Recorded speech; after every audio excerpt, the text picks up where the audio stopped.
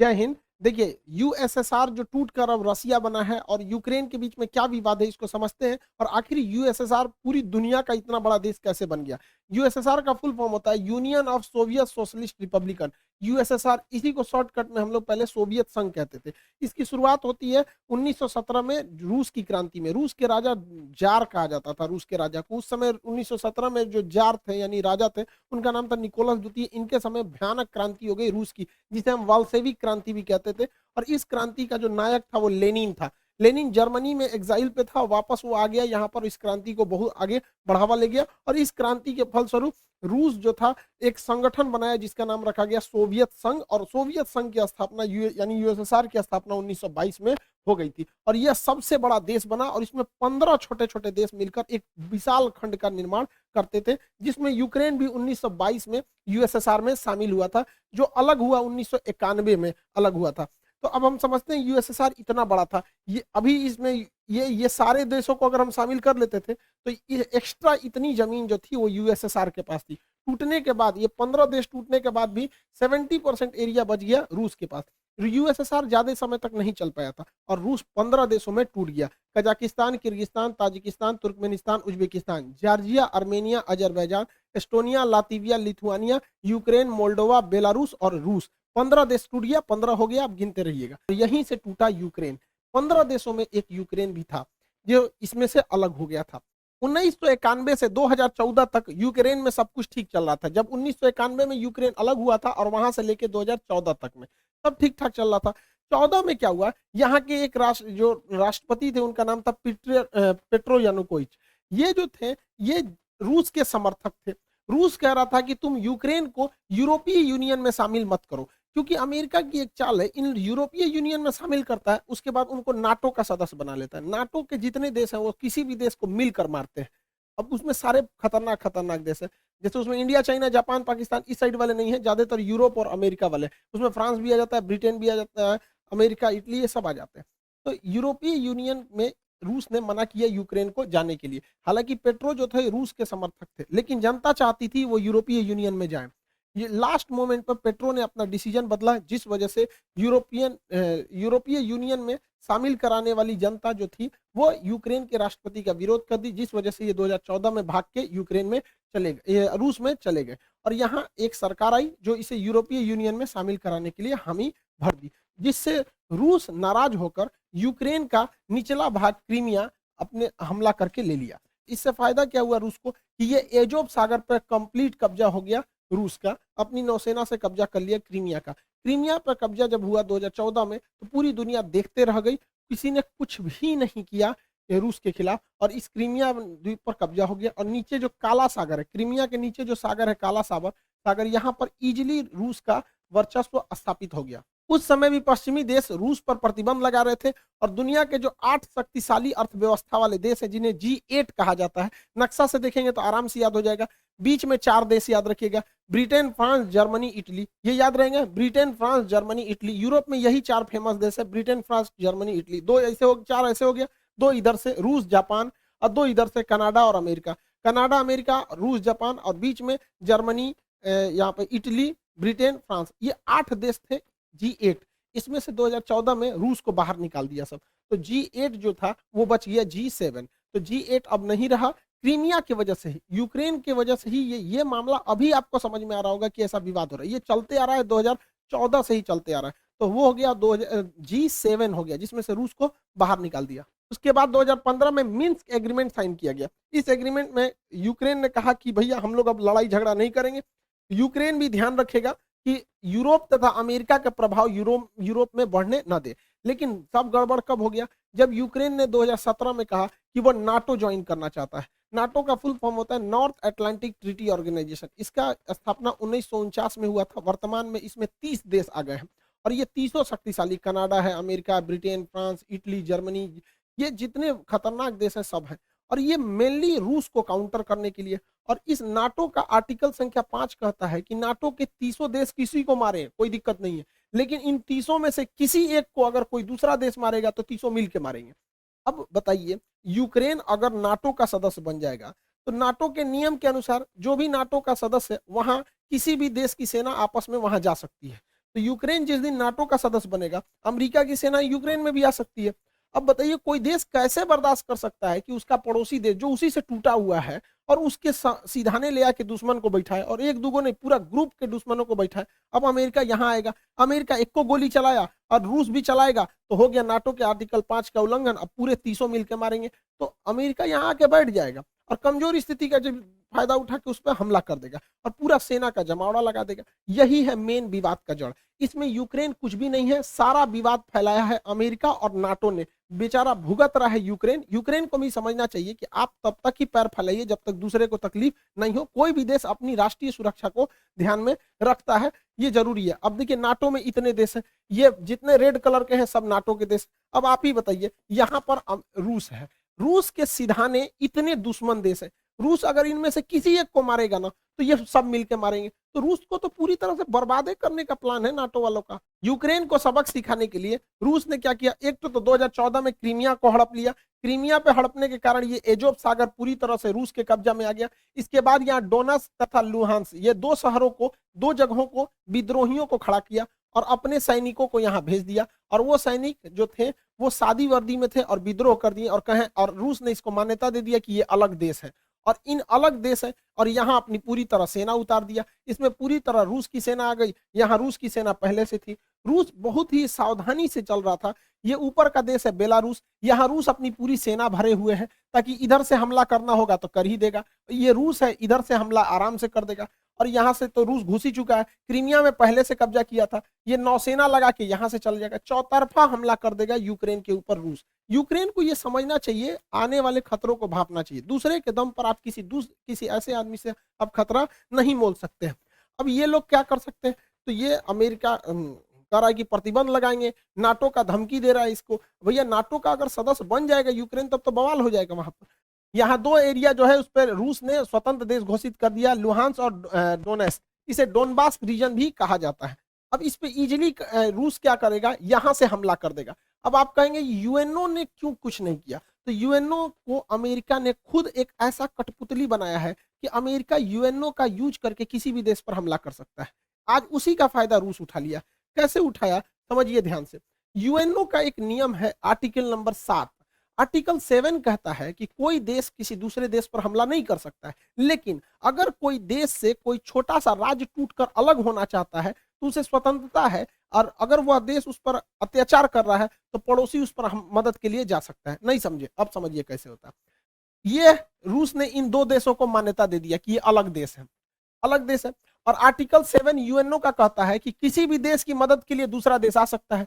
तो यहाँ पर स्वतंत्र देश की मान्यता दे दिया, यहाँ किसी को प्रधानमंत्री राष्ट्रपति बैठा दिया और उसने लेटर लिख दिया किसको, रूस के राष्ट्रपति को, कि हमें सैन्य मदद दीजिए। और इसके सैन्य मदद के आधार पर इस पर हमला कर दिया यहाँ पर, और कह रहा है ये स्पेशल मिलिट्री ऑपरेशन है। युद्ध है नहीं, ये स्पेशल मिलिट्री ऑपरेशन है। यही तो किए थे अमेरिका ने अफगानिस्तान में, यही तो अमेरिका ने किया था इराक में, यही तो अमेरिका ने माली में किया, यही अमेरिका ने सीरिया में किया, यही अमेरिका ने लीबिया में किया, यही अमेरिका मिस्र में किया था, यही अमेरिका वियतनाम में किया था, यही अमेरिका कोरिया में किया था।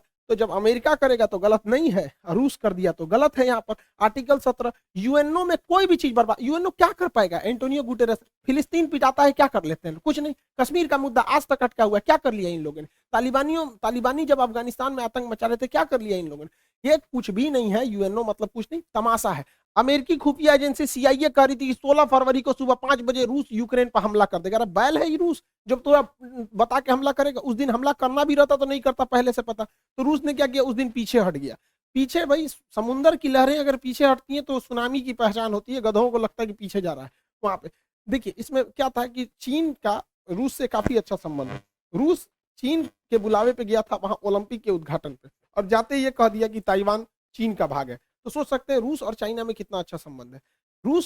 रूस से चाइना ने कहा था कि ओलंपिक हो जाने दो, विंटर ओलंपिक। तो बीजिंग विंटर ओलंपिक 20 फरवरी को खत्म हो गया, इस दिन लास्ट हो गया। और 21 फरवरी को व्लादिमीर पुतिन ने यूक्रेन में 2 स्वतंत्र देशों की घोषणा कर दी। अब समझिए ये स्वतंत्र देश की घोषणा क्यों की गई है, ताकि यूएनओ का आर्टिकल 7 का प्रयोग किया जा सके।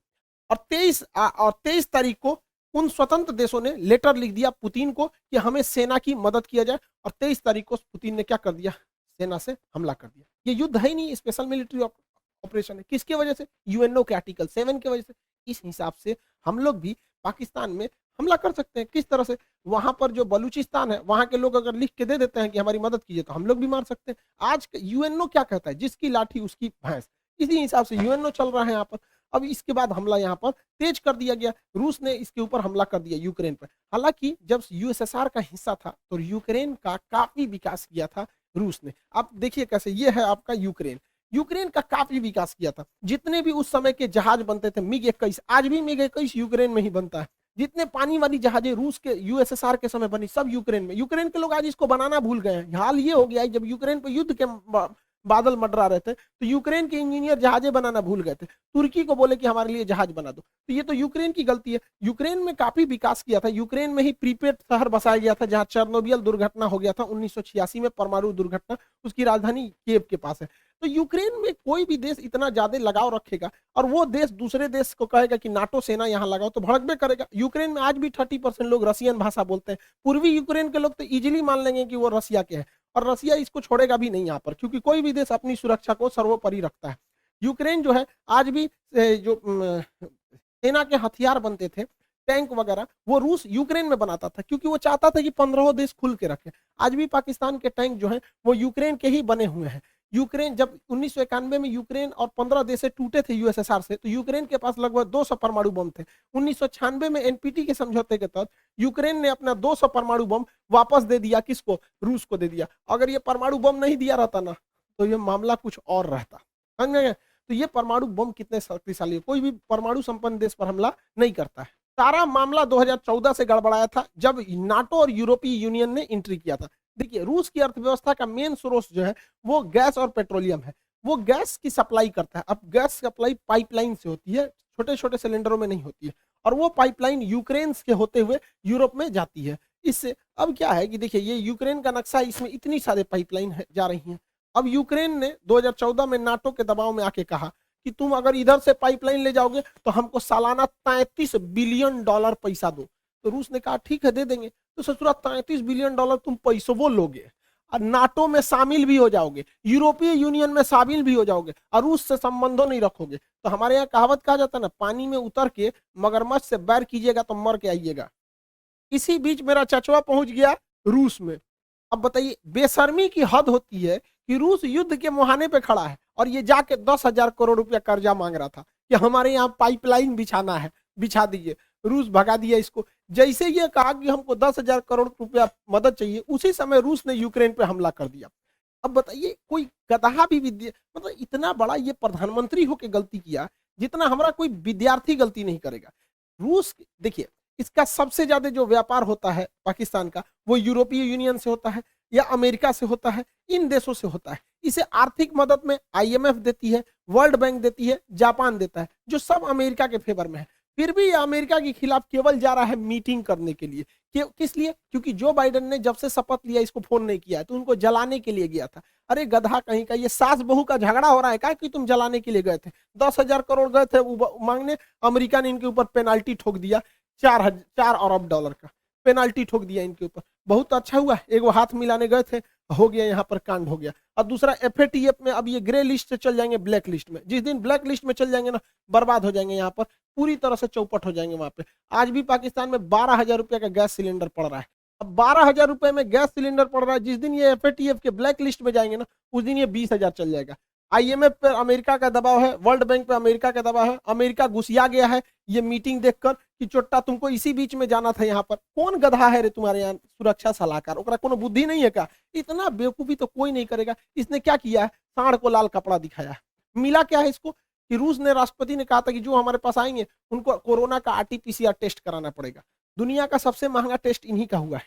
गए हैं, आरटीपीसीआर टेस्ट कराए हैं, हाथ मिलाए हैं, मिला कुछ नहीं है, उल्टे 4 अरब रुपया का इनके ऊपर पेनाल्टी ठोक दिया। यानी आरटीपीसीआर का रेट इनका 4 अरब डॉलर बन गया। अरे यार, तुम्हारे देश की जनता सुन रही, तुम्हारे यहाँ कोई बढ़िया बताने वाला नहीं है क्या? टीचर उचर नहीं है तुम्हारे यहाँ? तो इसको 2-4 हाथ देने लायक है। चचवा बिगड़ गया है मेरा। अमेरिका ने भारत पर दबाव बनाया कि यूएनओ में आप हमारा सपोर्ट कीजिए, क्योंकि भारत 2 साल के लिए यूएनओ के अस्थायी सदस्य है यहाँ पर। अब इसमें भारत ने वोट ही नहीं दिया, कहा कि ना हम रूस की ओर से हैं, ना यूक्रेन की ओर से। तो रूस ने कहा थैंक यू भैया, तुमने नहीं दिया, बहुत अच्छा हुआ। चाइना ने भी कहा हम भी वोट नहीं देंगे। यूएई ने कहा हम भी नहीं देंगे। अमेरिका कह रहा है ये तुम काहे लिए ऐसा बोल रहा है। अब यूएई ऐसे अरब देश ज्यादातर अमेरिका के फेवर में होते हैं, फिर भी यूएनओ में अरब देश ने इनका साथ नहीं दिया। तो ये सोचने वाली बात है कि आखिर ऐसा क्यों हुआ। तो समझिए इसके पीछे का मेन रीजन क्या है। देखिए सऊदी अरब, यूएई जो है यहाँ पर स्थित है। यूएई के नीचे यमन है, यमन में हैती विद्रोही हैं सब, और इन विद्रोहियों को ईरान का साथ प्राप्त है, ईरान का साथ प्राप्त है। अगर यूएई रूस के खिलाफ जाएगा तो रूस की दोस्ती है ईरान से, वो ईरान को फोन करेगा, ईरान हैती विद्रोहियों को फोन करेगा, हैती विद्रोही यूएई को बजा देगा सब पकड़ के। तो एक रीजन ये है। दूसरा रीजन ये है कि ईरान के पास भी पेट्रोलियम है, रूस के पास भी पेट्रोलियम है और यूएई के पास भी पेट्रोलियम है। तो इन्हें दोस्तों को साथ में रख के पेट्रोलियम के लेवल को, मतलब प्राइस को कंट्रोल करने में भी मदद मिलेगी। अमेरिका इजराइल पर भी दबाव बना रहा है कि इजराइल यहां पर सीरिया में बम्बार्डमेंट कर दे ताकि रूस का ध्यान भटक जाए, लेकिन इजराइल ऐसा करने से मना कर दिया। क्यों? क्योंकि सीरिया में S-400 मिसाइल सिस्टम तैनात है, और यहां से अगर इजराइल को आगे बढ़ना होता है तो रूस से परमिशन लेना होता है, और अगर रूस से दुश्मनी लेगा इजराइल अमेरिका के चक्कर में आके, तो रूस इनका भी उपाय कर देगा। सीरिया के बगल में है लेबनान, लेबनान में हिजबुल्ला नामक आतंकवादी संगठन है, हिजबुल्ला नामक आतंकवादी संगठन है। अब इजराइल की दुश्मनी है ईरान से, रूस कहेगा ईरान को कि तुम अपना सारा आतंकवादियों का हथियार सीरिया में भेजो। अब सीरिया से वो जाएगा लेबनान में, और लेबनान में उस हथियार को लेगा हिजबुल्ला, और वो मारेगा इजराइल को। तो इजराइल ने कहा कि देख भैया, रूस जो है ना सबका उपाय रखा है, इस मिडिल ईस्ट में कोई चूचाई करता है ना तो रूस सीधे किसको करता है, ईरान को करता है, और ईरान सबको कंट्रोल करके रखता है। हालांकि यूक्रेन के जो प्रेसिडेंट है ज़ेलेंस्की, वो भी ज्यूज यानी यहूदी हैं, और इजराइल भी यहूदी है। अब यहूद ये उसका मदद नहीं कर रहा, क्योंकि भैया देश सर्वोपरि होता है, अपने देश को काहे लिए हम रिस्क में डालेंगे, हर देश यहाँ पे। अब ये यूक्रेन का बड़बोलापन था जो ईयू तक तो सीमित था, लेकिन नाटो में गए, अब लड़िए यहाँ पर। अब यूक्रेन को तो छोड़ेगा नहीं रूस, जो फाइनल है। अब वहाँ के लोगों को सफर करना पड़ता है, वहाँ के लोग काफी बहादुरी से लड़ रहे हैं। हम उनके लोगों की भावना इज्जत करते हैं, उनकी भावनाओं का, उनके सैनिकों को सैल्यूट करते हैं जो इतनी बहादुरी से लड़े वहाँ पर, आखिरी सांस तक उनके सैनिक लड़े। वहाँ पे जो आम नागरिक है वो भी अपने देश के लिए लड़ रहा है ये, और जो बेचारे बूढ़े हैं, बच्चे हैं, वो मेट्रो में या कहीं शेल्टर होम में जाके रह रहे हैं। लेकिन देश के नागरिकों को भी सोचना चाहिए, किसी देश को इतना टॉर्चर मत करो। रूस को अपनी सुरक्षा चिंताओं को ध्यान में रखना पड़ेगा। हमको बड़ा कड़ा शब्द में बोलना पड़ता है, लेकिन ये बात जरूर है कि अगर यूक्रेन आज आंसू नहीं बहाएगा तो कल यूक्रेन की वजह से रूस को खून के आंसू बहाने पड़ेंगे, क्योंकि नाटो धीरे धीरे पैर पसार रहा है।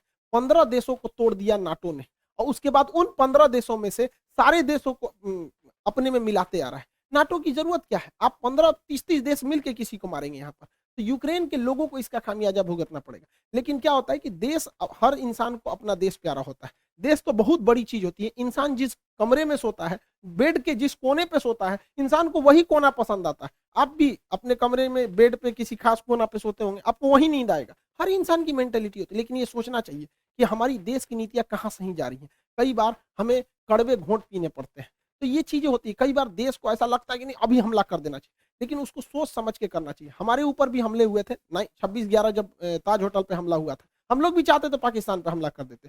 पुलवामा हुआ था, संसद पर हमला हुआ था, कारगिल पे हुआ था, हम लोग भी चाहते तो इस्लामाबाद पे घुस जाते। लेकिन उस वजह से हमारी देश की अर्थव्यवस्था नहीं बढ़ी।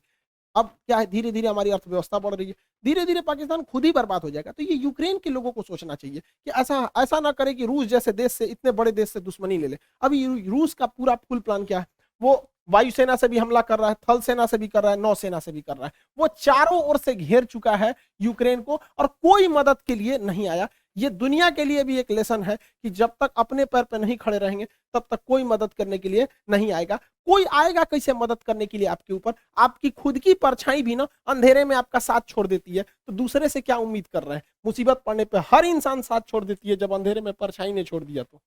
व्लादिमीर पुतिन का सीधा सा डिमांड है कि रूस, ये यूक्रेन और नाटो लिखित दे कि वो कभी भी यूक्रेन को नाटो में शामिल नहीं करेंगे।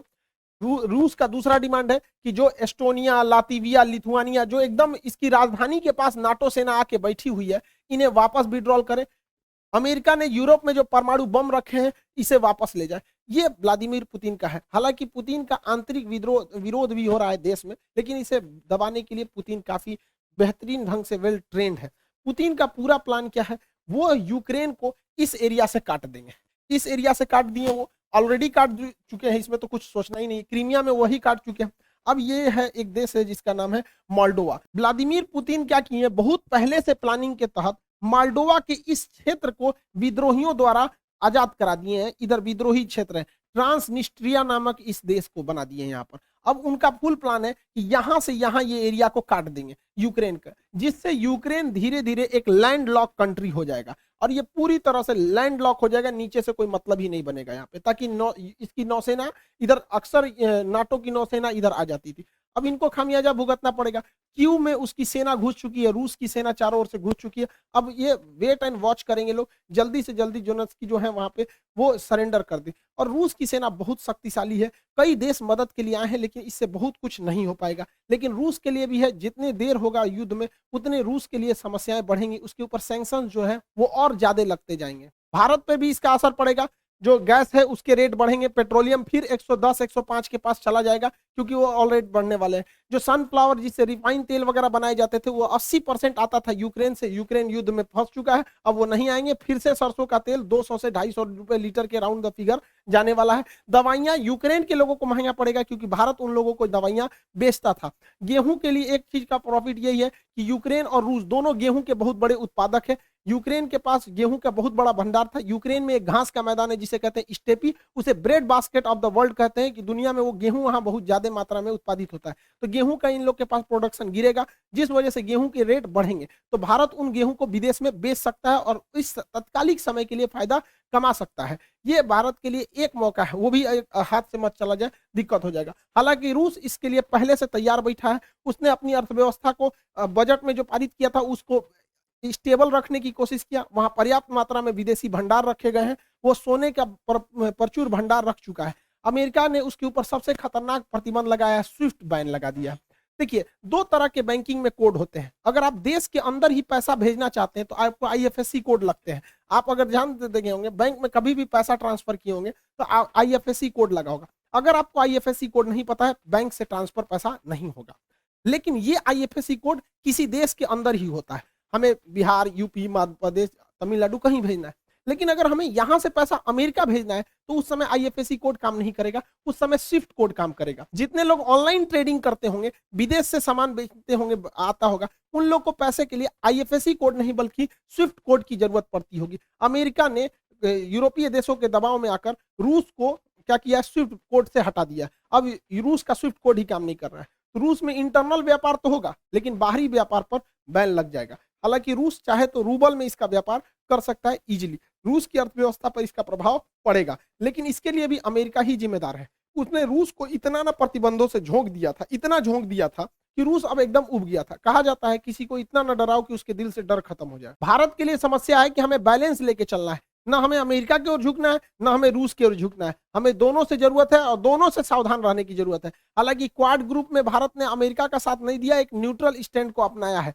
यूएनओ में भी भारत ने एब्सटेन करके, मत ना डाल के, वो भी एक तरह का न्यूट्रल स्टैंड को अपनाया है। G20 में भी भारत बहुत कुछ नहीं कहने वाला है रूस के खिलाफ। हमें बैलेंस लेके चलना है, अमेरिका के कहने पे हम लोग को नहीं आना है, क्योंकि अगर हम अमेरिका के कहने पे चले आएंगे तो रूस हम चाइना के फेवर में चला जाएगा, क्योंकि वो भी देखेगा कि भैया आप अमेरिका के गुण गा रहे हो तो वो किसके पे गुण गाने लगेगा, चाइना का। और ये चाइना यही चाह ही रहा है, क्योंकि उधर यूक्रेन को कब्जा कर लेगा, यूक्रेन ले गया रूस, अब ताइवान लेके चला जाएगा चाइना, इसके बाद स्प्रेटले द्वीप लेगा, इसके बाद पैरासेल आइलैंड लेगा। ये चाइना के लिए प्लस पॉइंट होगा। अतः चाइना को रोकने के लिए हमें रूस के साथ रखना जरूरी है, साथ साथ अमेरिका का भी साथ देके चलना जरूरी है। तो हमें काफी मतलब बीच बचाव लेकर चलना चाहिए। सबका कारण है नाटो और अमेरिका के चक्कर में पूरी दुनिया आज सफर कर रही है। हमारे देश का सेंसेक्स नीचे गिर गया, 10 लाख करोड़ रुपए जो हमारे सेंसेक्स है, 5% सेंसेक्स नीचे चला गया हमारा शेयर मार्केट, यानी लगभग 2000 अंकों की गिरावट देखी गई है,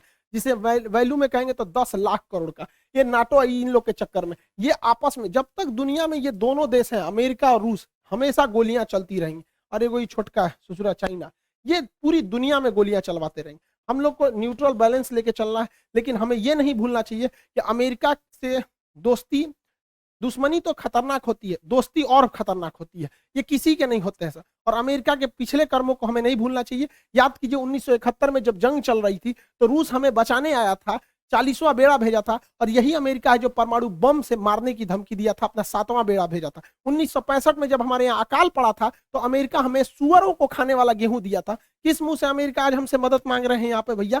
जब 370 लगा था तो इसमें 7 रूस ने हमारा दिया था। यूएनओ में कश्मीर में जब जब मुद्दा आया था तो यूएनओ कहता था कि वहां के लोगों से पूछिए क्या होगा, तो रूस वहीं पे रोक लगाता था। हम कैसे भूल सकते हैं रूस को? रूस ही हमें सबसे ज्यादा हथियार दिया। आज भी भारत में 80% हथियार रूस से ही आ जाते हैं, हम इसको नहीं भुला सकते हैं। 1998 में जब भारत ने अपना परमाणु बम परीक्षण किया था, पूरी दुनिया खिलाफ हो गई थी, रूस साथ खड़ा था। आपको याद है कि नहीं इन दोनों की जोड़ियां? इन लोगों ने परमाणु परीक्षण किया था, उसके बाद कोई हमें आंख उठाकर नहीं देख सकता था। तो उस समय भी रूस की बात हम लोग को याद रहना चाहिए। 1999 में जब कारगिल की लड़ाई हुई थी तो अमेरिका ने अटल बिहारी वाजपेयी से कहा था कि हम परमाणु बम मार देंगे भारत के ऊपर। तो अटल बिहारी वाजपेयी ने कहा था कि हम आधा हिंदुस्तान खोने के लिए तैयार हैं, लेकिन हम वचन देते हैं कि सुबह का सूरज पाकिस्तान नहीं देख पाएगा। तो पाकिस्तान, अमेरिका अपना परमाणु बम लेके भागा था। याद कीजिए अभिनंदन की जी का फाइटर पायलट जो थे, इनके ऊपर जहाज से जो स्ट्राइक किया गया था, वो जहाज भी पाकिस्तान को अमेरिका ने दिया था, F-16 जहाज। आज भी हमारी जरूरत रूस ही पूरा करता है। S-400 के दम पर हम चाइना को चैलेंज करते हैं, किसने दिया? रूस ने दिया। विक्रमादित्य किसने दिया? रूस ने दिया। 1991 में हम लोग जब अंतरिक्ष में क्रायोनिक इंजन की जरूरत थी, रूस अपने 8 क्रायोनिक इंजन दे रहा था, अमेरिका ने उस पर प्रतिबंध लगा दिया, जिस वजह से हमारा परमाणु अंतरिक्ष कार्यक्रम लगभग 20 साल पीछे चला गया। यहाँ पर आज भी चंद्रयान में अमेरिका के जगह पे रूस हमारी मदद कर रहा है। तो रूस हमेशा से हम लोग के साथ रहा है। आज देखिए परमाणु पनडुब्बी, चाहे चक्र हो, नेपरा हो, अरिहंत हो, इसमें रूस हमारी मदद कर रहा है। AK-203 राइफल की फैक्ट्री हो, रूस मदद कर रहा है। चाहे सुखोई जहाज जो हमारी वायुसेना का रीढ़ है, रूस ने हमें दिया है। ब्रह्मोस जहाज दुनिया का सबसे खतरनाक सुपरसोनिक क्रूज जहाज मिसाइल है जिससे चाइना डरता है, किसने दिया है? रूस ने दिया है। तो हमें बैलेंस लेके चलना है। कहीं ना कहीं सेना में रूस मदद करेगा, लेकिन अमेरिका से हम लोग को भी संबंध बना के रखना है। चाइना को जब कंट्रोल करने की बारी आएगी तो रूस नहीं सुनेगा, तब हमें अमेरिका को लाना पड़ेगा। इस दुविधा में हम लोग हैं कि अमेरिका का साथ दें कि रूस का साथ दें। इसके लिए सबसे अच्छा रास्ता क्या होता है समझिए। मान के चलिए हमारे 2 बहुत करीबी आदमी हैं, उन दोनों का ब्याह पड़ गया, वो कह रहा है कि हमरे ब्याह में आना, वो कह रहा है हमरे ब्याह में जाएगा। तो भैया हम एक में जाएंगे तो दूसरा से संबंध खराब हो जाएगा। एक काम करते हैं, कोई दिन हम अपने ब्याह कर लेते हैं, बातें खत्म हो जाएगा। भैया हम अपने ब्याह में बिजी थे। इसी वजह से सबसे अच्छा तरीका है, ना हम रूस के फेवर में जाएंगे और ना ही हम अमेरिका के फेवर में जाएंगे। सबसे अच्छा तरीका है मोदी जी को अपनी सेना को बोलिए कि गलवान घाटी में 2 किलोमीटर आगे घुस जाए। गलवान घाटी में जैसे 2 किलोमीटर आगे घुसेगी, लड़ाई तो करना नहीं है, उलझा के रखना है। 2 किलोमीटर जहां आगे घुसेगी उधर से चाइना वाले घुस जाएंगे, फिर वैसे ही स्टैंड ऑफ हो जाएगा। 2-3 महीना चलेगा, अमेरिका कहेगा ए बोलना रे रूस को, हम कुछ करें, हम तो खुदे लड़ रहे हैं चाइना से यहाँ पे। तो हमला दोनों शांत के शांत रहेगा। और इससे एक और फायदा होगा, चाइना इधर उलझा रहेगा तो ताइवान पे हमला नहीं करेगा, नहीं तो इससे यही भी बहाने निपटा देगा ताइवान को। आपको क्या लगता है, भारत को इधर उलझा देना चाहिए कि नहीं देना चाहिए? वरना आप मना करेंगे तो कोई ना कोई देश इस तरह से आपको कहेगा कि भैया हमारा साथ दो। उससे अच्छा हम खुद उलझे हुए हैं, बातें खत्म। रूस की जगह पे कोई भी देश रहता तो अपनी सिक्योरिटी को लेकर चिंतित होता ही। आप खुद सोचिए, अमेरिका यहाँ पे है, क्या मैक्सिको देश में अगर रूस अपनी सेना लगाएगा तो क्या अमेरिका चुप रहेगा? नहीं चुप रहेगा ना। कोई भी देश देखेगा कि आप यहाँ सेना लगा क्यों रहे। तो आप ही बताइए, अमेरिका अपनी नाटो सेना अगर यूक्रेन में लाएगा तो रूस के बॉर्डर से सटा देगा, तो रूस कैसे चुप रह सकता है? अपने देश पर बीतता है तो सबको खराब लगता है। आप ही बताइए, भारत है यहाँ पे, भारत के नीचे यहाँ श्रीलंका है। अगर पाकिस्तान अपनी फौज श्रीलंका में लगा देगा और श्रीलंका उसको परमिशन देगा तो भारत धोएगा कि नहीं धोएगा उसको? हम लोग को कैसे खराब लगता है? जैसे चाइना अपना स्ट्रिंग ऑफ पल्स लाता है यहाँ पे। तो हर देश को अपना सुरक्षा चिंता को ध्यान में रखना पड़ता है।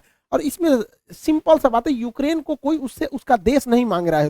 रूस का केवल यही करना है कि यूक्रेन डिसाइड एक लिखित दे दे कि वो कभी भी नाटो सेना में शामिल नहीं होगा। यूक्रेन को यह सोचना चाहिए कि नाटो में शामिल होने से अमेरिका को फायदा है, वो दुश्मनी निकालेगा रूस से। क्या जाता है यहाँ पे, पूरा देश बच जाता, उसके लोग मरने से बच जाते, क्या काम आया नाटो? तो यहाँ यूक्रेन को सोचना चाहिए कि बहुत ज्यादा जिद पालने से कोई खास फायदा नहीं होता है। और हमेशा एक चीज याद रखना चाहिए, यूक्रेन हो, हम हो या आप हो, हम अपना पड़ोसी नहीं बदल सकते, दोस्त बदल सकते हैं। इसलिए दोस्त से संबंध बने बिगड़े, लेकिन पड़ोसियों से हमेशा संबंध अच्छा रखना चाहिए, क्योंकि हमेशा काम पड़ोसी आते हैं। यूक्रेन का पड़ोसी रूस है और ये ना अमेरिका दोस्त है, तो हमेशा एक चीज को ध्यान रखना चाहिए, किला सुरक्षित करने के लिए पड़ोसी का सुरक्षित होना जरूरी है। यूक्रेन को हठधर्मिता छोड़नी चाहिए।